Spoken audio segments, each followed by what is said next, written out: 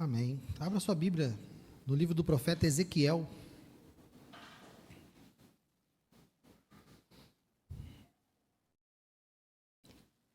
Livro do profeta Ezequiel, capítulo 37.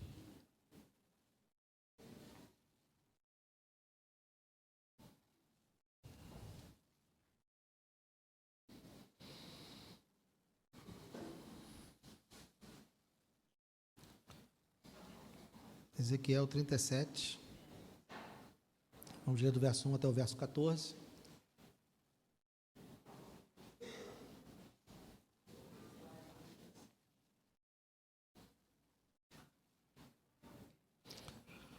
Todos acharam? Ezequiel, capítulo 37. Vamos ler do verso 1 ao verso 14.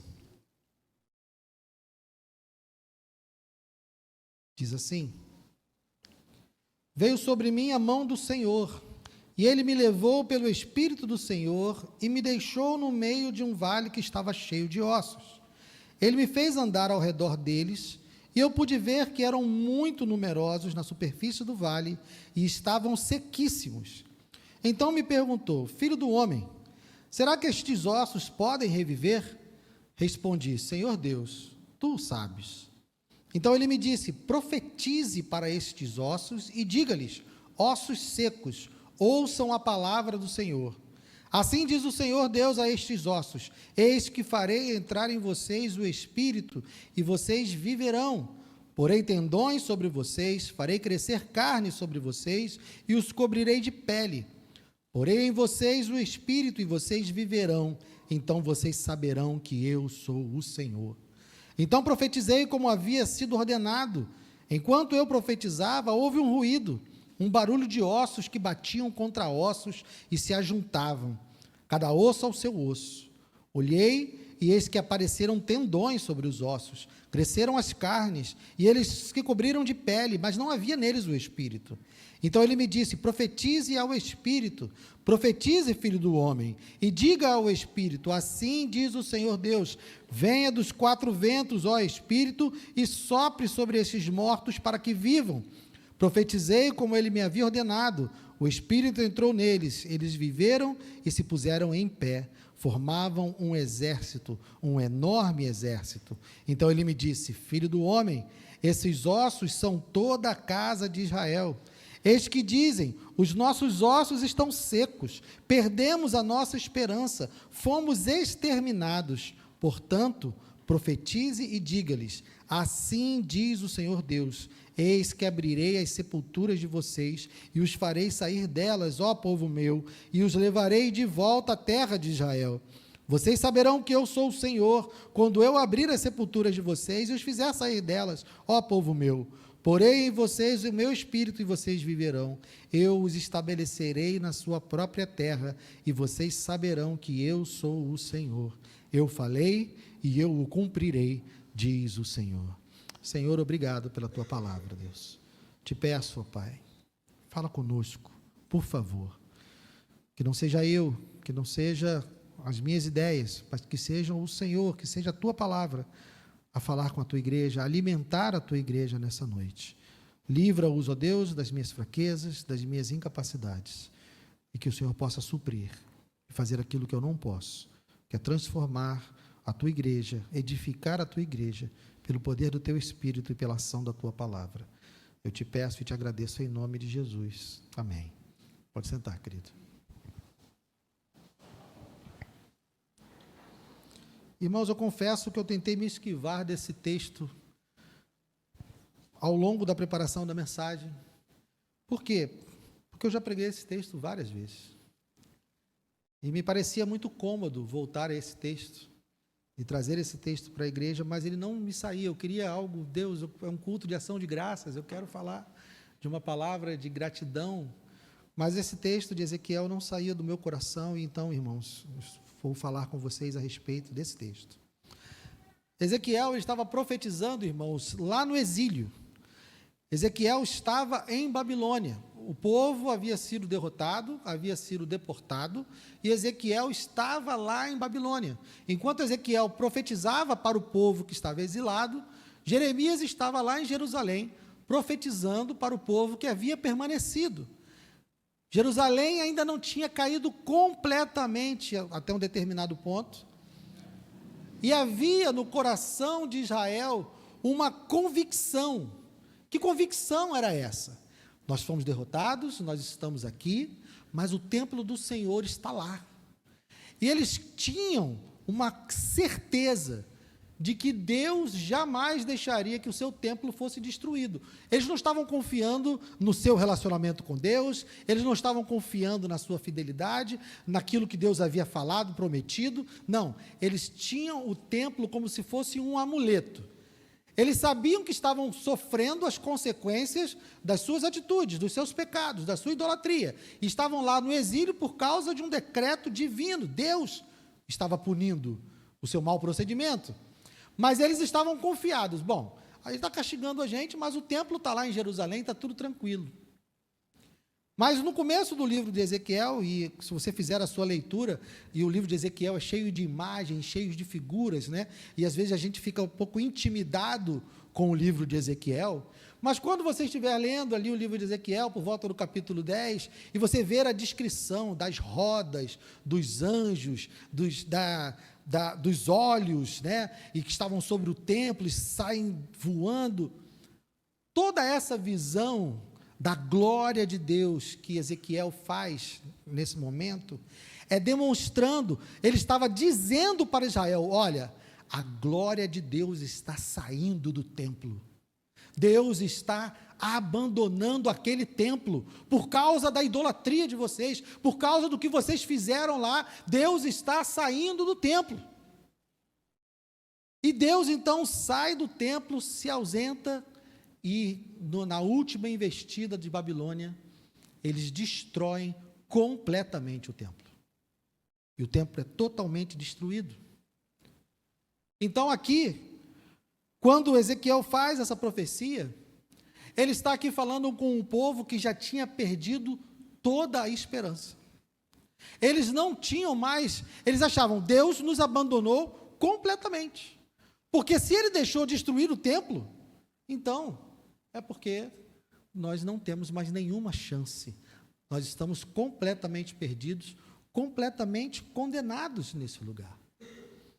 Então, a visão que Deus dá a Ezequiel é a visão de um vale de ossos secos. E não apenas secos, mas sequíssimos. De uma maneira que você olha onde não há nenhuma esperança. Até essa ênfase no sequíssimos, né, parece tola, porque se a gente vê um mar de ossos, a gente já não tem uma expectativa de que eles vão voltar a viver, né? Só de você ver um mar de ossos, você já pensa, não tem o que fazer. Mas Deus quer dizer, olha, eles não estão só mortos, eles estão mortos e completamente sem vida, não há nenhum sanguezinho no sabugo desse osso, ele está completamente morto.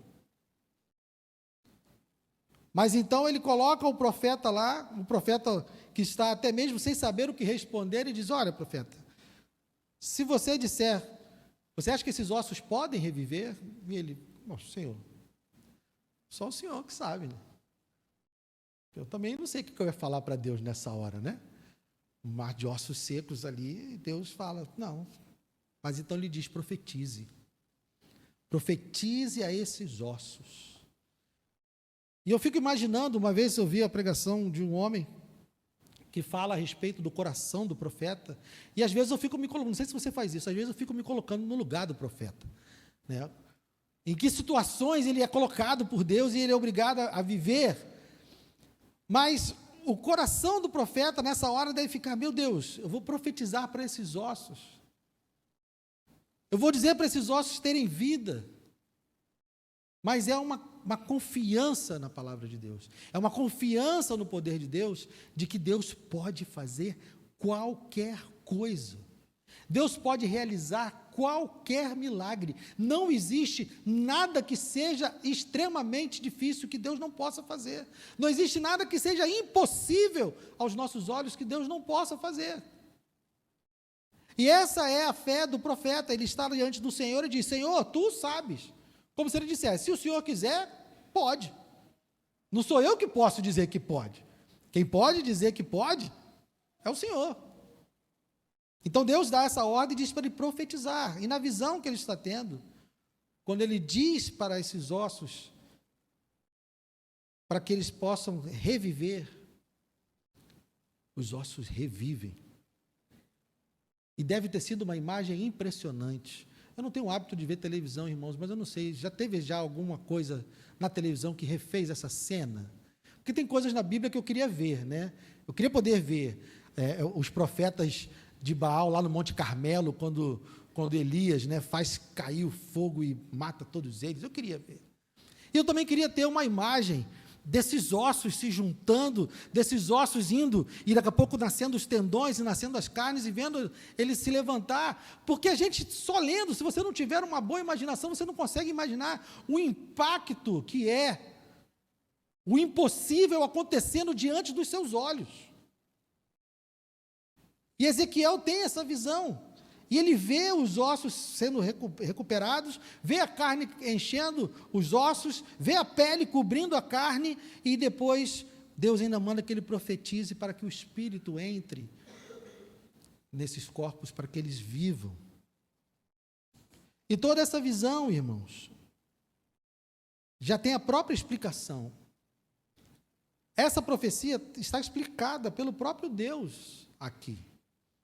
Algumas pessoas tentam fazer com que essa profecia aponte para a ressurreição que acontecerá nos últimos dias, mas não é provável que seja algo que aponte para essa ressurreição nos últimos dias. Mas o que Deus diz para ele, filho do homem, verso 11, filho do homem, esses ossos são toda a casa de Israel. Eis que dizem, os nossos ossos estão secos, perdemos a nossa esperança, fomos exterminados. Isso aqui traduz o que eu falei no início. Eles, ao verem o templo, ao receberem a notícia que o templo havia sido destruído, eles ficaram completamente sem chão. Eles perderam de fato a esperança. Deus nos abandonou. Não temos mais o que fazer. Pense na história de Israel. Israel tem uma história com Deus, onde ele pecava, Deus punia, eles se arrependiam e Deus restaurava. Você tem essa visão nítida ali no livro de Juízes, né? Um ciclo onde a apostasia, a idolatria, aí Deus pune, eles se arrependem e Deus levanta um juiz e salva. Então o relacionamento de Israel com Deus era nesse ciclo. Eles estavam constantemente desobedecendo a Deus e sofrendo as consequências dessa desobediência. Então eu imagino que lá no fundo, lá no coração deles, assim, Deus vai livrar a gente mais uma vez. Estava lá no fundinho do coração. Já viu quando a pessoa fica na expectativa de que, não, ele vai me castigar agora, mas daqui a pouco ele vai. Isso estava lá no coração deles. Mas quando Deus permite que o templo seja destruído, aí a esperança vai embora. Eles pensam, agora dessa vez foi definitivo. Dessa vez não tem mais para onde correr. Dessa vez Deus não vai nos restaurar. Por isso que eles são comparados a um vale de ossos secos, sequíssimos, completamente sem esperança. Mas então Deus contraria essa ideia e diz no verso 12, portanto, profetize e diga-lhes, assim diz o Senhor Deus, eis que abrirei as sepulturas de vocês, e os farei sair delas, ó povo meu, e os levarei de volta à terra de Israel. Vocês saberão que eu sou o Senhor, quando eu abrir as sepulturas de vocês e os fizer sair delas, ó povo meu. Porém, em vocês o meu espírito, e vocês viverão, eu os estabelecerei na sua própria terra, e vocês saberão que eu sou o Senhor. Eu falei, e eu o cumprirei, diz o Senhor. Mais uma vez, Deus está dizendo para o povo, dizendo, olha, eu vou restaurar. Eu coloquei vocês nessa situação. Eu estabeleci essa punição para vocês. Mas essa punição não é final. Eu ainda restaurarei. Mas pense, por que Israel estava nessa situação? Volte um pouco no livro de Ezequiel.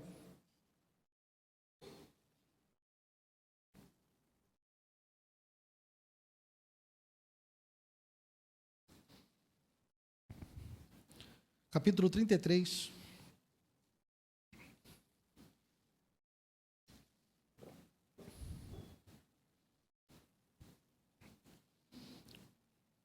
Vejam, quando o templo é destruído, quando a cidade cai definitivamente, 33 a partir do 21.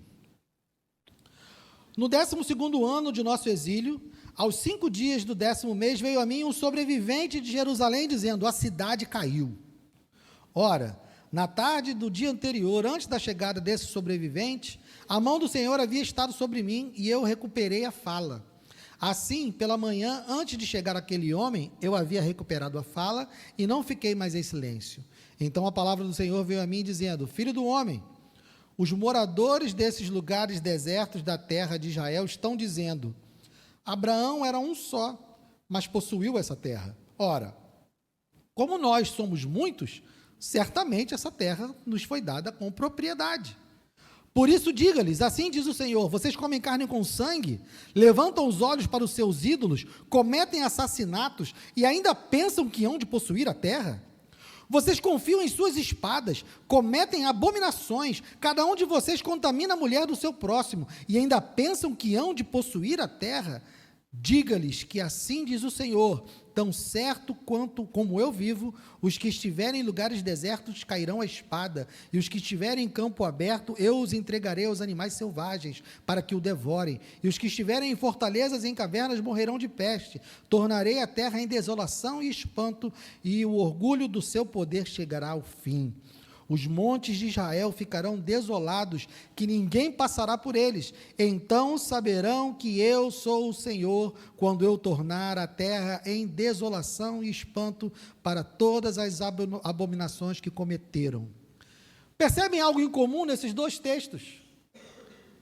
Quando a terra é desolada, o que Deus diz? Quando a terra estiver desolada, vocês saberão que eu sou o Senhor. Mas, pode voltar lá para 37, e quando ele diz: eu os estabelecerei na sua própria terra, e vocês saberão que eu sou o Senhor. O que Deus está mostrando para o povo de Israel é que a sorte deles está completamente na mão dele. A vida da nação de Israel estava completamente dependente do relacionamento que eles tinham com o próprio Deus. Não havia inimigos nessa terra que pudessem derrotar Israel se eles estivessem com o Senhor. Mas também não havia ninguém que pudesse livrar Israel se eles não estivessem com o Senhor. Então, tanto a ruína quanto o levantamento de Israel dependia do relacionamento deles com o Senhor. Não importava o tamanho das nações, não importava o tamanho dos exércitos, nada disso era determinante para a sorte de Israel. O que era determinante para a sorte de Israel era o relacionamento deles com o Senhor. E na medida em que eles desobedecem, e eles eram arrogantes na fala, quando Deus diz: olha, vocês dizem, Abraão era um só e tinha essa terra, nós somos muito, é claro que vamos ter a terra. Mas Deus diz: não, vocês estão em franca idolatria, vocês estão em franca desobediência, vocês estão me afrontando, e é claro que vocês não permanecerão na terra. Mas aí Deus os pune, e os leva cativos para a Babilônia, e ainda permite que o templo seja destruído. E aí eles então percebem: estamos perdidos. Mas ainda assim Deus dá a eles uma palavra, dizendo que iria restabelecê-los, porque Ele é o Senhor. E essa promessa não nasce na fidelidade de Israel, porque a infidelidade de Israel está amplamente demonstrada nas Escrituras. Se você for olhar desde o início, desde quando eles se tornaram um povo e saíram do Egito até esse momento, o relacionamento de Israel com Deus é um relacionamento onde eles falham miseravelmente em cumprir a aliança com Deus. Mas ainda assim, Deus promete restaurá-los. Por quê? Porque Deus é fiel a si próprio.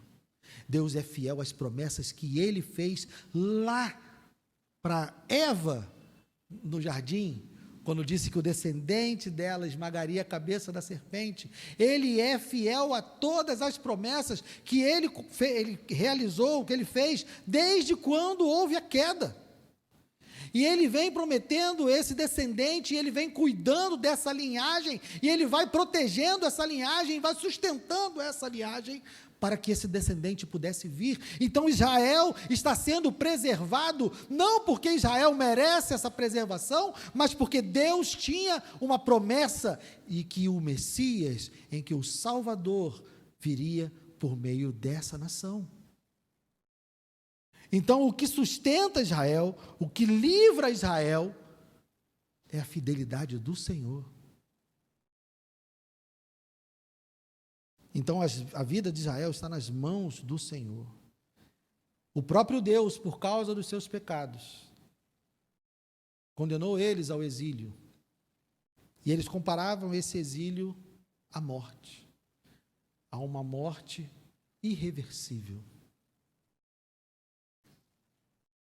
E nós, irmãos, o que temos a ver, então, com essa profecia? O que temos a ver com essa história, Guilherme? A morte entrou na humanidade lá no Éden, por causa do pecado. Adão e Eva receberam de Deus uma advertência que disse: não comam do fruto da árvore que está no meio do jardim, porque se dela comerem, vocês certamente morrerão. Mas eles, dando ouvidos à serpente, foram lá e comeram do fruto, e a morte entra na humanidade, mas não apenas a morte física, mas entra também uma separação. Fomos separados por causa deles. Todos os seus descendentes já nasceram marcados, corrompidos, contaminados com o pecado e condenados à morte. Toda a humanidade, a partir de Adão e Eva, nasce morta espiritualmente. Estamos completamente mortos, como esses ossos. O ser humano, a parte de Deus, é como Israel, a parte de Deus. O ser humano fora, longe do Senhor, longe do seu Criador, ele não tem vida. Mas da mesma forma que Deus graciosamente se volta para o Israel, que está morto em seus pecados, em sua idolatria, Deus se volta também para todos aqueles que estão caídos. Avance e vamos para Efésios, capítulo 2.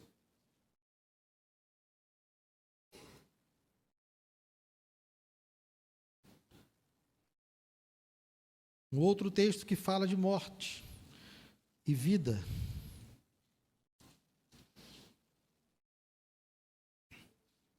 Efésios capítulo 2, a partir do verso 1.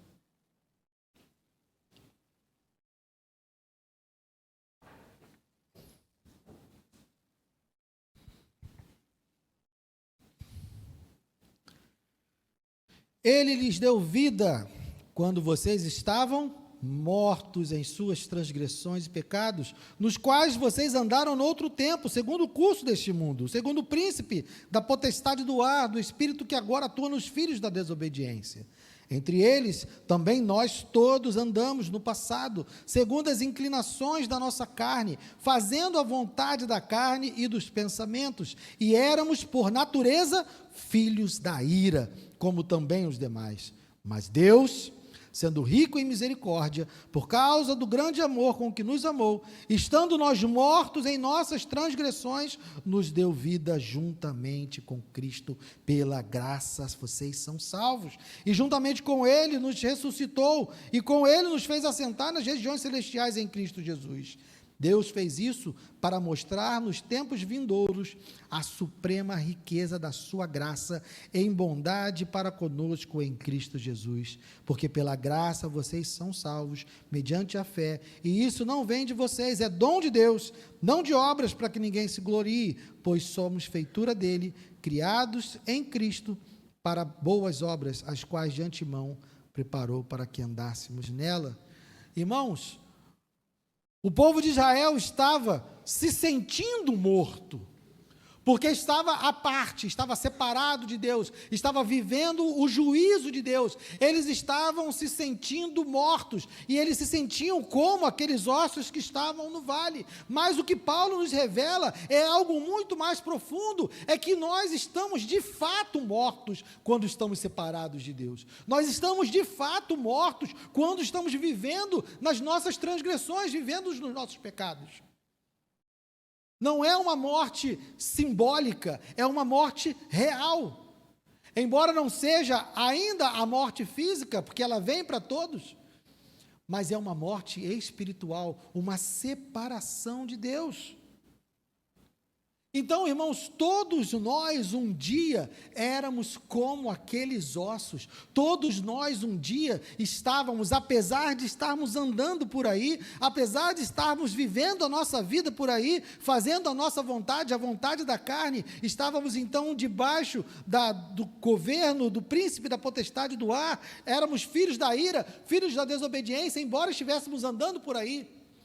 A verdade é que nós estávamos tão mortos quanto aqueles ossos que estavam no vale diante de Ezequiel.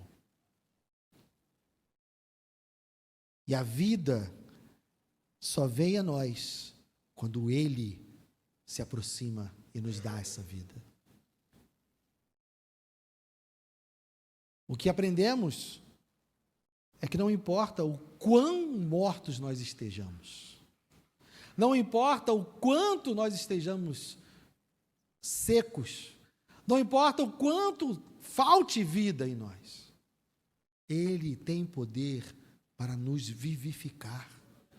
Ele tem poder, da mesma forma que Ele tem poder para colocar tendões, carne, pele em ossos que estavam sequíssimos. Ele tem poder para trazer vida a pessoas que estão mortas, apesar de estarem andando. Ele tem poder para trazer vida para aqueles que estavam mortos em suas transgressões e pecados. É uma ação dele. Os ossos poderiam fazer algo por si próprios? Não. Foi necessário que a palavra de Deus se voltasse para eles e dissesse: vivam. Da mesma forma, nós, quando estávamos andando como mortos-vivos nesse mundo, nós também não tínhamos condições de nos salvar. Se você um dia entrou por essas portas ou pelas portas de outro lugar onde você ouviu a palavra de Deus, onde o Espírito Santo convenceu você do pecado, da justiça e do juízo, e convenceu de que você precisava se arrepender dos seus pecados, isso foi um ato feito por Deus, porque nós estávamos completamente mortos. Até mesmo o movimento de nós um dia entrarmos em uma igreja, até mesmo o movimento de um dia nós pararmos e darmos atenção a alguém que está pregando o Evangelho, isso não é nosso. Foi Deus que operou em nós. Se um dia você deu ouvidos ao Evangelho, é porque Deus operou na sua vida. Ele te deu vida. E se você está aqui nessa noite e ainda não entregou a sua vida, Deus saiba que foi Ele que trouxe você aqui. Nós não somos pessoas que acordaram pela manhã e tiveram uma ideia brilhante de ir buscar a Deus. Acordei hoje, sou um pecador e vou lá na igreja buscar o Senhor Jesus. Não. Se um dia você se moveu na direção de Deus, é porque Ele veio na sua direção primeiro. Nós somos obra do próprio Deus. Ele realiza esse milagre na nossa vida. Eu não costumo dar o meu testemunho, mas um momento da minha vida onde eu estava completamente sem esperança, e eu digo, não fui eu. Nesse momento sem esperança, eu fui motivado a orar. Um homem que não tinha fé. Mas eu me voltei para esse Deus que eu não sabia muito bem quem era e pedi socorro. Irmãos, até mesmo esse pedido de socorro foi o próprio Deus que me fez pedir. Porque a verdade é que se Deus não mover o coração do pecador, nós somos filhos da ira, filhos da desobediência. Irmão, se Deus não operar no coração de um pecador, o próprio Deus pode aparecer para ele, e esse pecador vai rejeitar a Deus. Se o pecador estiver no inferno, e Deus abrir a porta do inferno e falar assim, olha, quer vir para cá comigo agora? O pecador vai bater a porta do inferno na cara de Deus, e vai dizer, eu quero ficar aqui. Essa é o tamanho da nossa morte, esse é o tamanho da contaminação do nosso pecado, esse é o tamanho da nossa inimizade com Deus. Não é de nós, Ele que opera isso, e Ele um dia operou isso na minha vida, Ele um dia operou isso na sua vida, e se você está aqui hoje, Ele ainda não fez, pode ser hoje esse dia. Pode ser hoje o momento em que você vai ouvir a voz de Deus dizendo, arrependa-se e creia.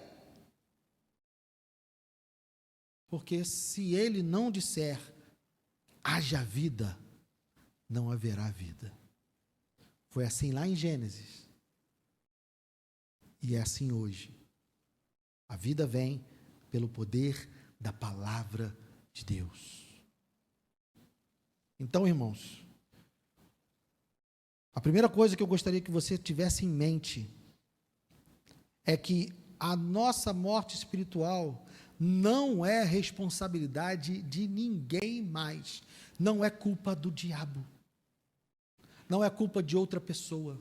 Israel estava naquela condição de exílio por conta da sua idolatria, por conta dos seus pecados. Adão e Eva caíram por conta das suas atitudes. Eu e você pecamos porque queremos pecar. Damos vazão a essa vontade. Não é culpa do diabo, a responsabilidade do pecado é exclusivamente nossa, e isso desde sempre, desde o Éden. Não podemos responsabilizar ninguém, da mesma forma que Israel não podia culpar ninguém pelo fato de estar vivendo aquele momento, era tudo obra, tudo resultado das suas atitudes. A nossa morte espiritual também é única e exclusivamente responsabilidade nossa. O pecado é cometido por nós. O diabo, irmãos, ele pode fazer aquilo que ele fez lá no Éden. Ele para do lado e dá uma ideia, bate um papo. Quem faz somos nós. Então, irmãos, não pare para trocar ideia com o diabo. Não pare para ouvir o que ele tem para te dizer. Porque aquilo que está dentro de nós, a nossa própria inclinação para o mal, está pronta para ouvi-lo e concordar com ele. E no final, quem peca somos nós. O diabo não tem poder para lançar ninguém no inferno. Sabe por quê? Porque ele será lançado no inferno. Porque o inferno é um lugar criado para que ele seja punido. E aí vem a segunda coisa que eu gostaria que você tivesse em mente. O mesmo Deus que vai julgar e punir é o mesmo Deus que está salvando hoje. O mesmo Deus que colocou Israel no exílio, o mesmo Deus que disse, olha, quando a terra estiver desolada, vocês saberão que eu sou o Senhor, é o mesmo Deus que disse que quando restaurar eles na terra, vocês saberão que eu sou o Senhor. Então quem está salvando hoje é o Senhor, e quem vai julgar e punir é o Senhor. Nós fomos salvos pela obra de Cristo, da ira do próprio Deus. Porque na nossa cultura, e quando a gente vê na mídia, né, em filmes, parece que o diabo é o rei do inferno, né? Quando a gente vê no filme, está lá o diabo sentado num trono, quando a gente vai contar as piadas, né? Quem está governando o inferno é o diabo. Não, gente, quem governa o inferno é Deus. Quem é o senhor do inferno é Deus. Então, nós não estamos sendo salvos de um outro inimigo, porque como Israel viveu sem precisar temer nenhum inimigo, bastava estar em relacionamento com o Senhor, em aliança com o Senhor. Se estivessem em aliança com o Senhor, não havia inimigos que pudessem derrotá-los. Se nós estivermos em aliança com o Senhor, o diabo não pode fazer absolutamente nada. Ele não tem poder, ele não tem autoridade, Deus não tem adversários, Deus não tem inimigos. E se nós estivermos em aliança com Deus, nós estamos seguros, completamente seguros, porque Ele governa todas as coisas. Então Ele está salvando hoje, Ele está convidando a que se arrependam e creiam no seu Filho, na obra que Ele realizou na cruz. Porque haverá o dia em que Ele virá e julgará todas as coisas. Então, se você entrou aqui morto, se você entrou aqui sem esperança, se você entrou aqui achando que a sua vida não tem jeito, se você entrou aqui achando que não há salvação para você, que você foi tão longe, que você já tem uma vida tão errada, que você já pecou tanto, e eu digo isso, não importa o tempo que você esteja na igreja. Se você se sente morto, ouça a voz do Senhor. Ouça a voz do Espírito, chamando você para a vida, dizendo: arrependa-se e creia, confie na obra da cruz, confie no sangue que foi derramado em seu favor, confie na punição que eu derramei sobre o meu filho, porque foi isso que Deus fez. Deus derramou a punição que era minha e sua sobre o seu próprio filho. A ira de Deus foi derramada sobre Jesus, para que não precisasse ser derramada sobre mim e sobre você. Nós nos refugiamos em Cristo, nós reconhecemos o senhorio dEle, nós nos arrependemos dos nossos pecados e confiamos na obra que Ele fez em nosso favor e estamos refugiados nele. A ira de Deus não nos alcançará, porque ela já foi derramada sobre Cristo. Mas se nós não estivermos em Cristo, se você não se refugiar em Cristo, se você não se arrepender dos seus pecados, e não crer e não confiar na obra de Cristo, a ira de Deus, que um dia foi derramada sobre Cristo, será derramada sobre você. Não duvide, porque todos saberão que o Senhor é Deus, seja na sua salvação, seja na sua condenação. Todos saberão que o Senhor é Deus. E por fim, se você se julga vivo, se você está aqui nessa noite e entende que está vivo porque foi vivificado em Cristo, se você entende que está aqui nessa noite porque foi recriado em Cristo, porque você foi alcançado por esse amor que está descrito por Paulo aqui em Efésios, por causa da graça, por causa da misericórdia, por causa do amor que Ele te amou, então se você crê que está vivo, porque recebeu essa vida do Senhor Jesus, então, a pergunta que eu tenho para você é: onde estão as suas obras? Verso 10 do capítulo 2 de Efésios: pois somos feitura dele, criados em Cristo Jesus, para quê? Para boas obras. Que obras? As quais Deus de antemão preparou para que andássemos nela. A morte de Cristo, a ira de Deus que foi derramada sobre Ele, a vida que Deus deu para nós, que estávamos mortos em seus delitos e pecados, ela não nos foi dada sem um propósito. A vida que Deus deu para os pecadores arrependidos, a vida que Deus deu para aqueles que estavam mortos em seus delitos e pecados, essa vida foi dada com um propósito. Ele tem obras para realizar, Ele tem coisas para serem feitas, Ele tem missões, Ele tem algo para realizar através da vida de cada um de nós, não apenas de alguns de nós, não apenas de algumas pessoas. todo aquele que foi salvo pela obra de Cristo, todo aquele que foi revivido, todo aquele que agora é filho de Deus, tem um propósito. Então, da mesma forma que eu chamei aqueles que ainda não se renderam a Cristo para ouvir a voz de Deus e se arrepender dos seus pecados, eu também chamo todos aqueles que já são filhos de Deus a refletir sobre qual é o seu propósito. Porque eu tenho certeza, irmãos, que nenhum de nós foi salvo para vir aqui aos domingos passar 1h30 no culto. Nenhum de nós foi salvo para ser membro de uma igreja e simplesmente assistir cultos. Para finalizar, abra a sua Bíblia em Tiago, avance um pouco. Tiago, capítulo 2.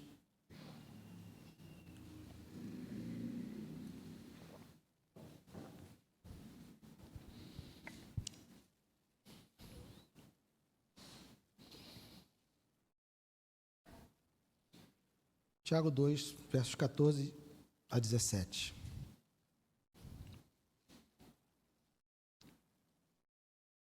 Meus irmãos, qual é o proveito se alguém disser que tem fé, mas não tiver obras?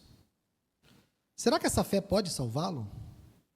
Se um irmão ou uma irmã estiverem com falta de roupa e necessitando do alimento diário, e um de vocês lhes disser, vão em paz, tratem de se aquecer e se alimentar bem, mas não lhes dão o necessário para o corpo, qual é o proveito disso? Assim também a fé, se não tiver obras, por si só está morta. Irmãos, a salvação que Deus nos deu é maravilhosa. O amor de Deus se manifestou na nossa vida de maneira magnífica, inexplicável. Você é um milagre de Deus, eu sou um milagre de Deus, um milagre que custou caro, não a nós, mas custou caro a Ele. E Ele não salvou a mim e a você, para que a gente venha aqui aos domingos e passe 1h30 sentado nesse banco. É muito mais importante, muito mais significativo. E eu não estou tirando a importância da nossa reunião, da assembleia, mas é significativo o que nós fazemos quando estamos fora daqui. Como nós temos vivido a nossa vida, como nós temos tratado o nosso próximo, de que maneira o Evangelho flui na nossa vida. Porque se a única diferença, e eu digo isso na minha casa, se a única diferença entre mim e qualquer outra pessoa é o fato de eu vir à igreja, tem algo muito errado com a minha vida. Muito errado. O nosso diferencial não deve ser o que nós fazemos no domingo. É uma parte importante da nossa vida. É algo maravilhoso, uma oportunidade magnífica de nós glorificarmos a Deus juntos nesse lugar. Há muitos irmãos que querem fazer isso e não podem.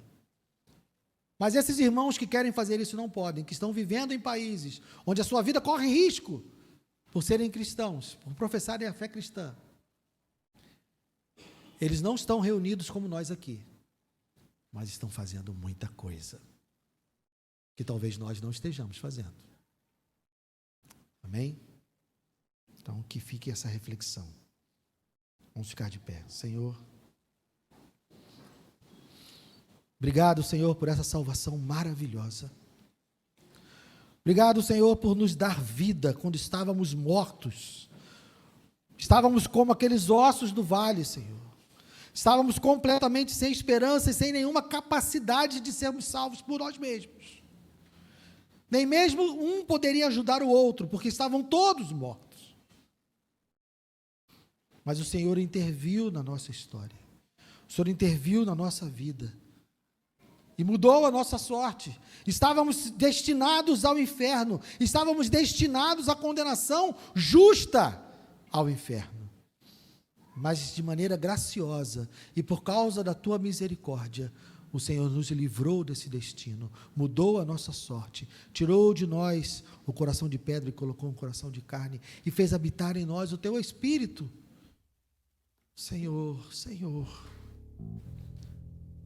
que nós possamos viver como o Senhor quer que vivamos, que possamos fazer o que o Senhor quer que façamos. Deus, tira-nos do nosso lugar de conforto, livra-nos, Senhor, de sermos apenas pessoas que vêm à igreja ao domingo, e faz de nós a sua igreja, onde quer que estejamos. Não queremos ir à igreja, Senhor, nós queremos ser a tua igreja, queremos ser o teu corpo, onde quer que o Senhor nos envie, alcançando, Senhor, aqueles que o Senhor quer alcançar, alcançando, Senhor, aqueles que o Senhor quer salvar, porque um dia nós somos salvos, um dia alguém veio até nós, um dia alguém abriu mão do seu tempo, abriu mão das suas realizações, abriu mão dos seus objetivos, e saiu para fazer a sua vontade, Deus. Se eu estou aqui, se meus irmãos estão aqui, é porque um dia alguém abriu mão de fazer a sua própria vontade, e veio trazer o seu evangelho até nós. Então, Senhor, livra-nos de ficarmos fazendo a nossa vontade, nos confiando em apenas o fato de estarmos aqui aos domingos, ou pelo fato de que não bebemos bebida alcoólica, ou pelo fato de que não fumamos, não traímos a nossa esposa. Oh Deus, o Senhor nos chamou para muito mais, o Senhor nos salvou para muito mais, o Senhor tem muito mais para realizar, por meio da tua igreja, por meio do teu povo. Então, ó Deus, transforma-nos, ó Deus, e usa-nos para a glória do teu nome. Queremos glorificar o teu nome, exaltar o teu nome, não com essas palavras apenas, mas com o nosso viver, com a maneira que nós conduzimos a nossa vida, nas 24 horas que o Senhor nos dá. Obrigado, Deus. Que o Senhor complete e corrija aquilo que não provém de ti. Fale aos corações dos meus irmãos, Senhor. Fale aquilo que eu não consegui falar. E transforma-nos, Senhor. Transforma-nos. Agora eu te peço que o Senhor nos leve em paz para os nossos lares, com essa palavra, Senhor, pulsando no nosso coração, para que isso determine a maneira como nós vamos fazer o dia de amanhã. Que o nosso dia de amanhã seja diferente, Senhor, diferente, para a glória do teu nome. Muito obrigado, Senhor, em nome de Jesus.